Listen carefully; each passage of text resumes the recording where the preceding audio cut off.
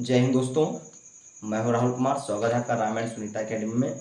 आज का जो हमारा वीडियो लेक्चर है वो है सेंसस पे। इस पे सेंसस पे। सेंसस का मतलब जनगणना। क्या होती है? जनगणना। जनगणना क्या होती है, यहाँ से हम समझते हैं कि जनगणना को हम लोग क्यों करते हैं। जनगणना हम लोग इसलिए करते हैं, हम लोग अपने देश की क्या है जनसंख्या को जानने के लिए जनगणना करते हैं कि हर 10 साल में अपने देश की जनसंख्या कितना कम हुई है, कितना बढ़ी है, और किस किस राज्य में किस राज्य में जनसंख्या बढ़ी है पिछले 10 साल से लेकर, और किस राज्य में जनसंख्या घटी है। ये सारा हम लोग किस में करते हैं, ये सारा सब कुछ हम लोग देखते हैं सेंसस में, जनगणना में बात करते हैं। तो यहाँ से बात करते हैं कि जनगणना स्टार्ट कब हुई पूरे वर्ल्ड। तो यहाँ से बात करते हैं वर्ल्ड सेंसस स्टार्टेड फ्रॉम कब हुई थी। ये स्टार्ट हुई थी 1949 में। विश्व की जनगणना थी, पूरे विश्व में जो जनगणना है वो कब 1949 में स्टार्ट हुई। 10th census of world started from. 10 की जनगणना कब स्टार्ट हुई, तो 10th census started from USA. कब से स्टार्ट हुई? यूएसए से स्टार्ट हुई। और कब? 1709 में। ये कब स्टार्ट होना चालू हुई 1709 में। तो 10th census started from USA. भाई जो 10 की भाई जनगणना क्या है, जनगणना अपने यहाँ जो है वो हर 10 साल में होती है। मान लो 2001 में हुई थी, तो 2001 में हुई थी। फिर उसके बाद जनगणना कब हुई? 2011 में हुई। 2011 के बाद क्या हुई? जनगणना कब होनी थी? 2021 में होनी थी। पर 2021 में क्या हुआ? कोविड आ गया, कोरोना आ गया। तो कोरोना की वजह से 2021 में ना होकर इस बार जो है 2023 अक्टूबर में होने की संभावना है। कौन जो है जनगणना, जो 2021 की जनगणना थी वो अक्टूबर 2023 में होने जा रही है। भाई अगर कोविड ना लगा हो तो 2021 में जनगणना हो जाती। फिर इसके बाद फर्स्ट सेंसस इन इंडिया। पहली बार जो इंडिया में जनगणना वो कब हुई, तो first census in India. India में पहली बार जनगणना कब हुई, तो 1872 में क्या हुई, इंडिया में सबसे पहली बार जनगणना में। Regular 10th census started. जो ये क्या थी, जो 10 की योजना मतलब जो 10 की जनगणना थी, ये नियमित कब से स्टार्ट, मतलब कब स्टार्ट हुई, तो जो 10th सेंसस स्टार्टेड इन 81 में स्टार्ट हुई। किसके समय में? लॉर्ड रिपन के समय में। किसके समय में? लॉर्ड रिपन के समय में स्टार्ट हुई। क्या? जो 10 की वर्ष योजना होती, जो 10 की जनगणना होती है, 10 साल बाद जनगणना होती है, वो किसके टाइम से स्टार्ट हुई भारत में? वो 1881 में लॉर्ड रिपन के समय से स्टार्ट हुई। तो यहाँ से लिखेंगे हाईएस्ट, क्या लिखेंगे? हाईएस्ट सेंसस ऑफिसर कौन होता है, तो हाईएस्ट सेंसस ऑफिसर कौन होता है, जो होता है वो है सेंसस कमिश्नर। कौन होता है? वो होता है हमारा सेंसस कमिश्नर। जनगणना का सबसे श्रेष्ठ, या हम कहें कि सबसे बड़ा अधिकारी कौन होता है, तो वो होता है हमारा सेंसस कमिश्नर। ठीक, उसके बाद हम लोग यहाँ से बात करेंगे जनगणना में, और बात करेंगे आगे कि पॉपुलेशन डे कब मनाया जाता है, जनसंख्या दिवस कब मनाया जाता है। ठीक, तो यहाँ से हम लोग बात करेंगे पॉपुलेशन डे हम लोग कब मनाते हैं, बताओ जल्दी। पॉपुलेशन डे हम लोग कब मनाते हैं? पॉपुलेशन डे हम लोग मनाते हैं 11 जुलाई को। 11 जुलाई को हम लोग क्या मनाते हैं? जनसंख्या दिवस। तो 11 जुलाई को हम लोग क्या मनाते हैं? Population day. फिर उसी के बाद हमारा बात करते हैं हम लोग कि सेंसस ऑफ 2011, जो 2011 में जनगणना हुई थी, ये कितनवें नंबर की जनगणना थी? तो 2011 में जनगणना हुई थी। तो यहाँ पे लिखो सेंसस ऑफ 2011। जो 2011 की जनगणना हुई थी ये हुई थी 15वें बार की सेंसस, मतलब 15वें नंबर की क्या थी? जनगणना थी, जो 2011 में हुई थी। ठीक, फिर उसके बाद में करते हैं कि आफ्टर इंडिपेंडेंस की स्वतंत्रता के बाद भारत में कितनी बार जनगणना हुई? तो स्वतंत्रता के बाद हम बात करते हैं कि स्वतंत्रता के बाद 7 बार जनगणना हुई। तो आफ्टर इंडिपेंडेंस 7 टाइम्स सेंसस। क्या हुई? स्वतंत्रता के बाद कितनी बार जो जनगणना हुई? वो हुई 7 बार जनगणना हुई। अब यहाँ से बात करते हैं जो 2011 की जनगणना थी उसका क्या मतलब, क्या नाम था? तो जो 2011 की जनगणना थी वो क्यों थी? वो शुभंकर जनगणना थी, शुभंकर सेंसस थी, जिसमें कितने क्वेश्चन से? 29 क्वेश्चन थे भाई। 29 क्वेश्चन पूछा था। आप लोगों ने देखा होगा जनगणना में क्या होता है कि जनगणना में वो जनगणना के ऑफिसर आते हैं, जो सेंसस ऑफिसर होते हैं, उसमें कुछ व्यक्ति आते हैं, वो आपसे पूछते हैं आपका क्या नाम है, आपके मम्मी का क्या नाम है, आपके पिता का क्या नाम है, आपके पास कितना खेत है, ठीक, आपके घर टीवी है या नहीं है, आप गवर्नमेंट जॉब में हैं या नहीं है, आप प्राइवेट जॉब में हैं तो क्या करते हैं, ठीक, आपके पास कौन सी बाइक है। वो सारा तुम्हारा ना डाटा बनाते हैं कि आपके पास क्या क्या है, क्या क्या चीज़ें नहीं है। यही जो चीज़ होती है इसी को हम लोग बोलते हैं जनगणना। वो सारी आपके बारे में जानकारी लेते हैं कि आप क्या करते हो, क्या नहीं करते हो, आपके पास कितने बीघा खेत है। तो ये सभी चीज़ें किसमें आते हैं? जनगणना में। उससे ये पता चलता है कि व्यक्ति जो है, मतलब कितने ऐसे लोग हैं जो, उसमें पॉवर्टी का, इसमें गरीबी का भी पता चलता है कि किससे कितने लोग हैं जो गरीब हैं, ऐसे कितने लोग हैं जो अपना जीवन आसानी से व्यापन कर रहे हैं। ये सभी किससे पता चलता है? ये जनगणना। तो हम जो डाले यहाँ पे डालेंगे कि जो 2011 की क्या थी? जनगणना थी, इसका नाम था शुभंकर जनगणना थी। ठीक, अब बात करते हैं इसमें कितने क्वेश्चन थे? इसमें थे 29 क्वेश्चन। इसमें क्वेश्चन थे, इसमें 29 क्वेश्चन पूछे जाते थे 2011 में। अब जो 2021 में जनगणना होगी, मतलब 2021 में ना बोलें, क्योंकि 2021 की जनगणना थी, वो फिर से मैंने बताया कि जो 2021 की जनगणना थी वो कोविड की वजह से 2023 में अक्टूबर में शिफ्ट कर दी गई है। 2023 में अक्टूबर में होगी। तो जो अब 2023, मान लो यहाँ पे जो 2021 की ही डालो जनगणना, जो 2021 की सेंसस होगी, बट एक्चुअली में ये होगी कब? ये होगी अक्टूबर 2023 में। 2021 की जो जनगणना होगी इसमें कितने क्वेश्चन होंगे? 1 क्वेश्चन, जो भी 2023 में अक्टूबर में होने वाली है।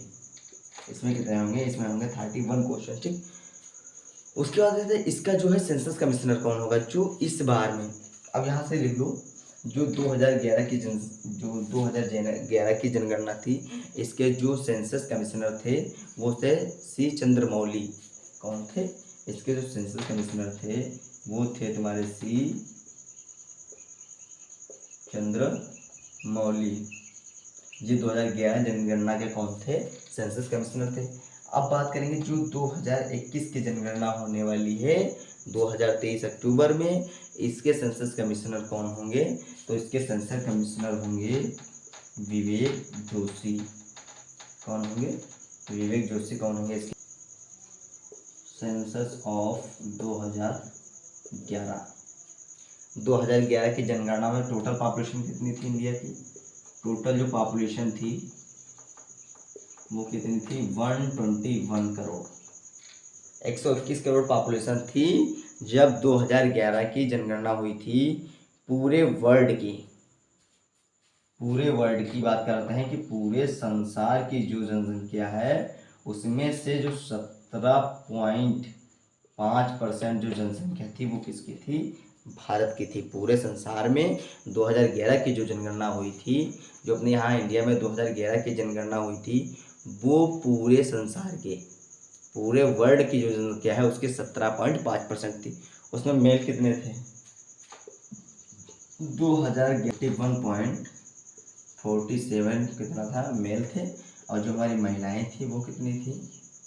वो हमारी थी 48.5 थी। तो महिलाएं जो हमारी थी 48.53 महिलाएं थी, और पुरुष कितने थे? 51.47। ठीक, अब यहाँ से बात करते हैं कि 10th इंक्रीमेंट रेट ऑफ 2001-2011 की 10 की ये जो दर थी वो 2001 से 2011 के बीच में कितनी हुई थी। तो यहाँ से बात करेंगे 10th increment rate of 2001 to 2011 कि 2001 से 2011 के बीच में जो इंक्रीमेंट रेट हुआ था 10 की वृद्धि दर थी वो कितनी थी। तो वो हमारी थी 17 पॉइंट कितनी थी 17.7% क्या थी 10 की वृद्धि दर। ठीक, फिर यहाँ से बात करते हैं कि 1911 से और 1921 के बीच में क्या हुआ। जो 1911 से 1921 बीच की जो तुम्हारी क्या थी जनगणना थी, यहाँ पे क्या हुआ था, यहाँ पे होता है निगेटिव इंक्रीमेंट। जो अपनी जनसंख्या थी वो क्या हुई थी, वो घट गई थी। यही एक वो साल था जिसमें भारत की जनसंख्या घटी थी। बाकी जितनी बार भी जनगणना हुई है उतनी बार अपने देश की जो जनसंख्या है वो क्या है, बढ़ी ही है, कम नहीं हुई है। ठीक, ये जो था, ये जो तुम्हारा 1911 से 1921 के बीच में जो ये 10 की जनगणना थी, जो 10th सेंसस था, इसी के यही वो एक 10th मतलब 10 की क्या थी जनगणना थी जिसमें क्या हुआ था, जो हमारा क्या था वो निगेटिव इंक्रीमेंट हुआ था।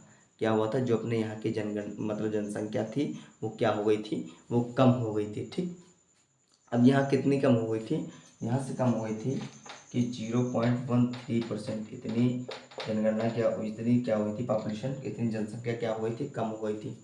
अब हम बात करते हैं कि अर्बन में पॉपुलेशन कितनी है, कि शहर की मतलब पॉपुलेशन कितनी है और गांव की पॉपुलेशन कितनी है। तो यहाँ से हम बात करेंगे, यहाँ से हम बात करेंगे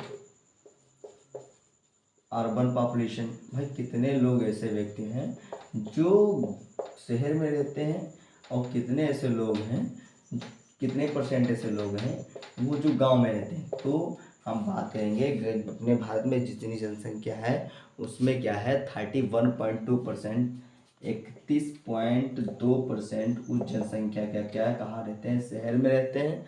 और हम बात करेंगे 68.8%, मतलब 68.8% लोग अभी भी कहाँ रहते हैं, गांव में रहते हैं। ठीक, फिर अब यहाँ पे बात करेंगे कि जो 2011 की जनगणना थी उसमें सबसे ज़्यादा किस राज्य की जनसंख्या बढ़ी हुई थी। तो यहाँ से हम बात करेंगे मैक्सिमम इंक्रीमेंट इन, अब यहाँ से हम बात करेंगे, यहाँ से बात करेंगे मैक्सिमम, क्या बात करेंगे, maximum 10 years increment rate of state, maximum 10 years increment rate of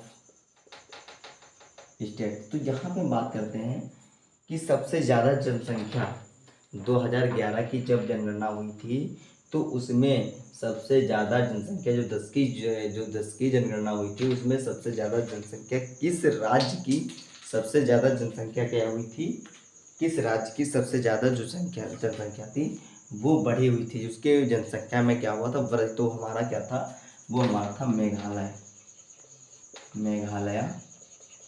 Meghalaya की जो जनसंख्या थी वो कितनी बढ़ गई थी, मेघालय की जनसंख्या 27.9%, 27.9% इसकी जनसंख्या में वृद्धि आया था जब 2011 की जनगणना हुई थी। अब यहाँ से बात करेंगे कि सबसे कम, तो यहाँ पे मिनिमम डालेंगे कि मिनिमम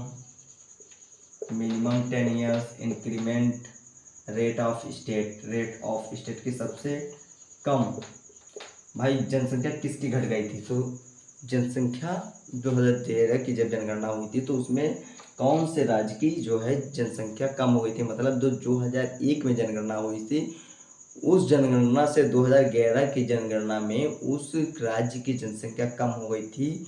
तो वो हमारा था नागालैंड। नागालैंड की 2011 में ज़्यादा जनसंख्या थी, 2001 में ज़्यादा जनसंख्या थी, मगर जब 2011 का क्या हुआ था, जब 2011 का वहाँ पे जनगणना हुई थी तो इसकी माइनस में 0.6% चली गई थी पॉपुलेशन। ठीक, अब यहाँ से मिनिमम 10 मैक्सिमम, यहाँ से बात करेंगे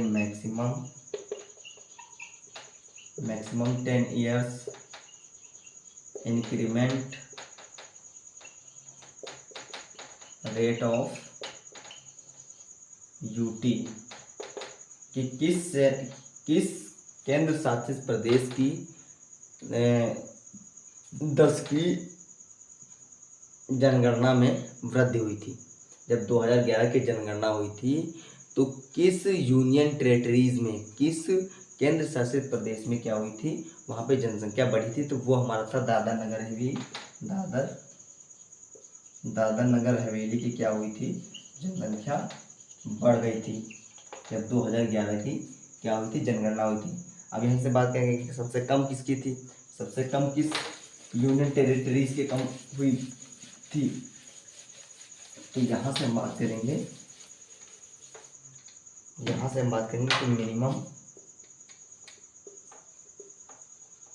मिनिमम इंक्रीमेंट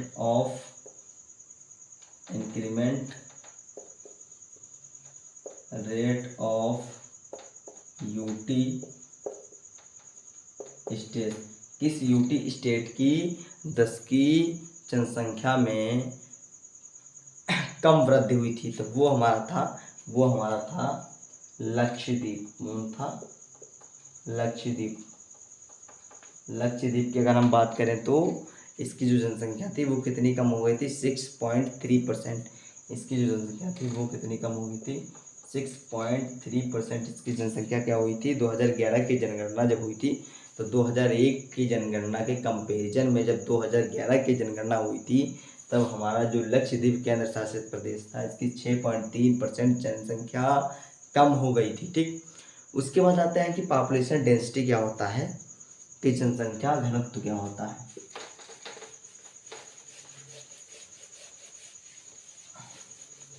तो यहाँ से हम बात करेंगे पॉपुलेशन डेंसिटी, जनसंख्या घनत्व। भाई पॉपुलेशन डेंसिटी का मतलब क्या हो रहा है कि यहाँ पे किस राज्य में सबसे अधिक, मतलब लोग बहुत सटे रहते हैं, किस राज्य में आबादी थोड़ा दूर दूर रहती है, वो किलोमीटर के हिसाब से होता है। तो यहाँ पे सबसे बात करेंगे कि मैक्सिमम पॉपुलेशन डेंसिटी स्टेट, यहाँ से बात करेंगे कि मैक्सिमम पॉपुलेशन डेंसिटी की सबसे स्टेट, सबसे घना राज्य, जनसंख्या में सबसे घना राज्य कौन सा है, मतलब सबसे घना राज्य, सबसे घनी आबादी किस राज्य के है, तो वो हमारा है बिहार। बिहार में लोग काफ़ी पड़ोस में रहते हैं, वहाँ पर रहते हैं 1106 किलोमीटर पर स्क्वायर में, मतलब बिहार की जो हमारी जनसंख्या है वो काफ़ी घनी आबादी में है, मतलब लोग जो है काफ़ी पड़ोस में रहते हैं। उसके बाद हम बात करते हैं कि मिनिमम पॉपुलेशन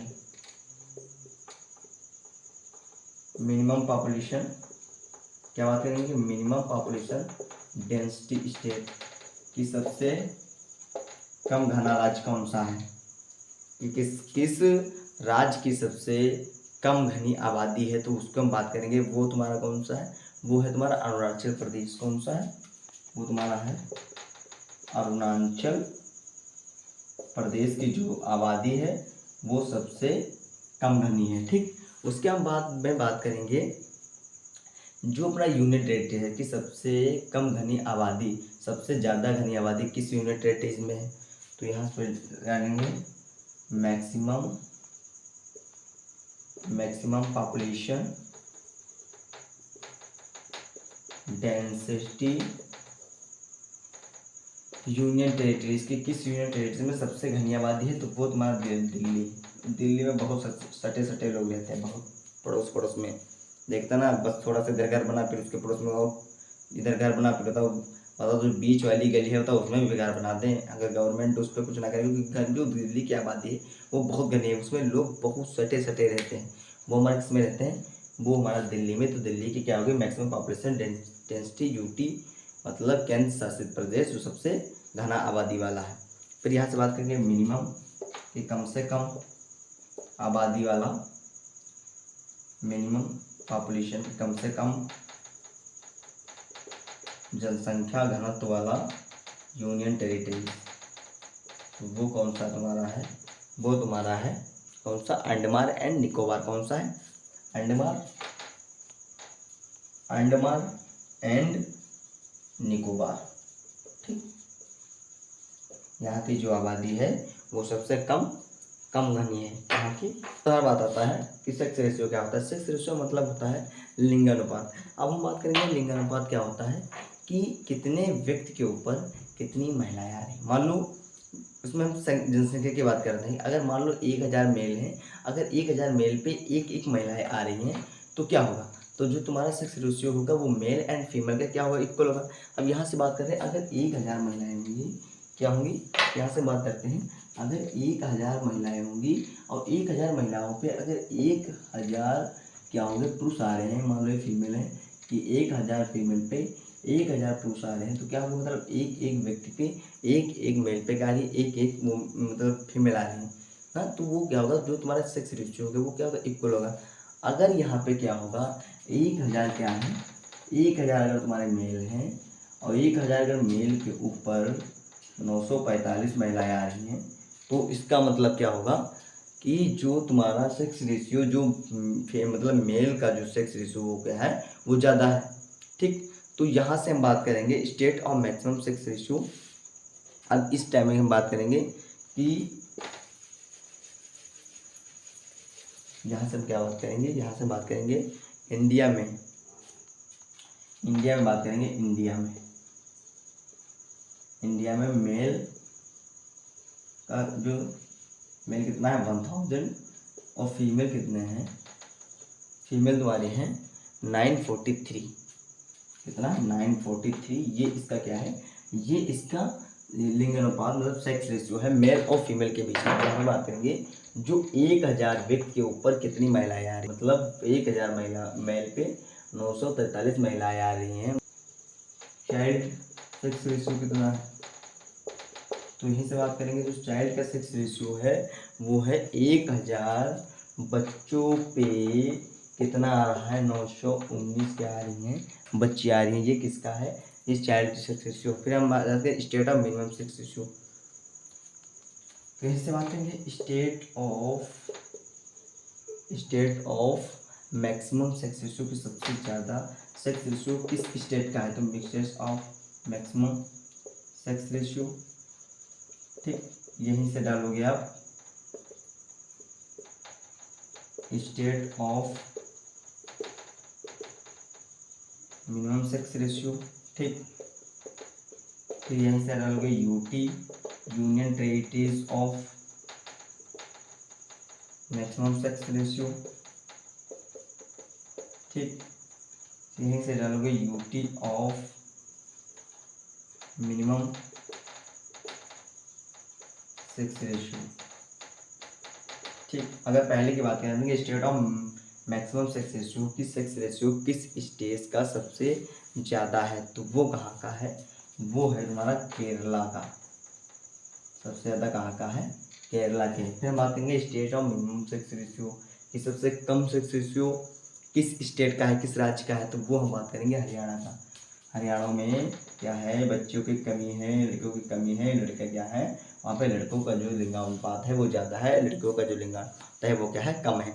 फिर यहाँ से हम बात करेंगे कि UTs of maximum sex ratio की किस केंद्र शासित प्रदेश में सबसे ज़्यादा सेक्स रेशियो, तो वो हम बात करेंगे पुडुचेरी में।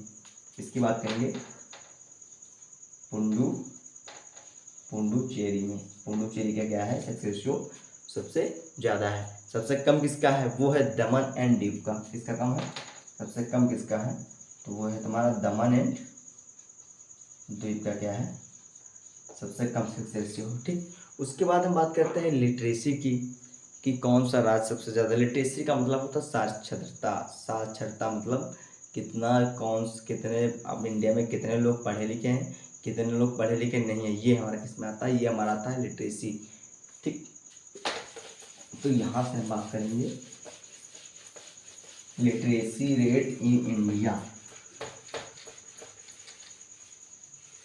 यहाँ से हम क्या बात करेंगे, यहाँ से बात करेंगे लिटरेसी की। यहाँ से क्या बात करेंगे, लिटरेसी मतलब साक्षरता, कि इंडिया में कितने लोग पढ़े लिखे हुए हैं, कितने लोग क्या हैं, अनपढ़ हैं। तो ये हमारा क्या आएगा, पहले तो बात करेंगे इंडिया की। यहाँ से हम बात करेंगे इंडिया की। तो इंडिया में क्या है, जो मेल है, ठीक, यहाँ से हम बात करेंगे मेल की, और यहाँ से बात करेंगे हम फीमेल की। तो जो मेल हैं, ठीक, इंडिया में जो मेल हैं वो 80.09% क्या है, जो पुरुष हैं वो क्या हैं, पढ़े लिखे हैं, ठीक। यहाँ और यहाँ की जो महिलाएं हैं वो कितनी हैं, वो 64.5% जो महिलाएं हैं वो पढ़ी लिखी हुई हैं इंडिया में। ये इंडिया का क्या है, लिटरेसी रेट। अब यहाँ से बात करेंगे कि maximum literacy rate, maximum literacy किस स्टेट की है, कि किस स्टेट के लोग सबसे ज़्यादा पढ़े लिखे होते हैं। तो यहाँ से हम बात करेंगे कि maximum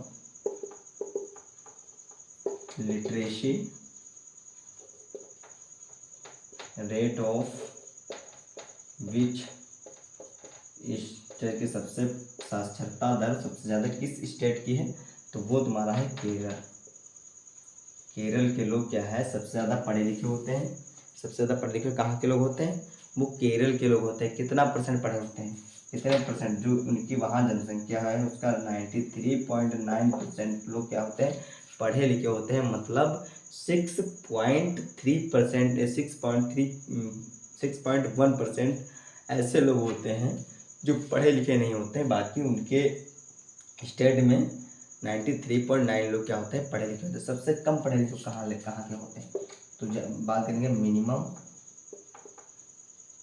minimum literacy rate of which state के सबसे कम पढ़े लिखे लोग कहाँ के हैं, तो हम बात करेंगे सबसे कम पढ़े लिखे लोग होते हैं बिहार के, ठीक। बिहार की जितनी भी आबादी है उसमें उनका 61.8% लोग ही पढ़े लिखे होते हैं। बाकी क्या होते हैं, बाकी पढ़े लिखे लोग नहीं होते हैं। अब यहीं से हम बात करेंगे कि maximum literacy rate of which UT state, कि सबसे ज़्यादा पढ़ा लिखा कौन सा केंद्र शासित प्रदेश है, ठीक। तो यहीं से हम बात करेंगे कि maximum literacy of which UT state, तो सबसे ज़्यादा पढ़ा लिखा राज्य कौन, सबसे ज़्यादा पढ़ा लिखा केंद्र शासित प्रदेश कौन सा है, तो वो तुम्हारा है लक्षद्वीप।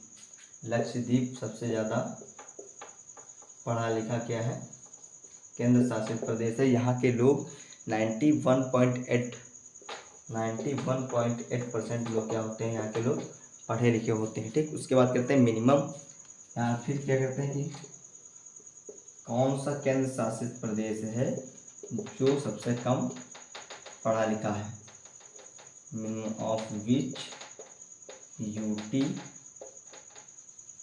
स्टेट, केंद्र शासित प्रदेश, यूनियन टेरिटरी जिसकी हम बात करते हैं, ठीक। तो मिनिमम लिटरेसी नगर दादरा नगर हवेली, यहाँ के लोग सबसे कम पढ़े लिखे होते हैं। तो यहाँ पे कितना पढ़े लिखे होते हैं, यहाँ पे होते हैं 76.2%। ये एक ऐसा केंद्र शासित प्रदेश है जहाँ पे कम पढ़े लिखे लोग होते हैं, ठीक। यहाँ का जो लिटरेसी रेट है वो क्या है, वो कम होते हैं। तो अगले वीडियो में मिलते हैं। आज का जो वीडियो लेक्चर है वो यहीं पे समाप्त हुआ। जो नेक्स्ट हमारा वीडियो लेक्चर होगा वो होगा 5 ईयर प्लान पे, पंचवर्षीय योजना।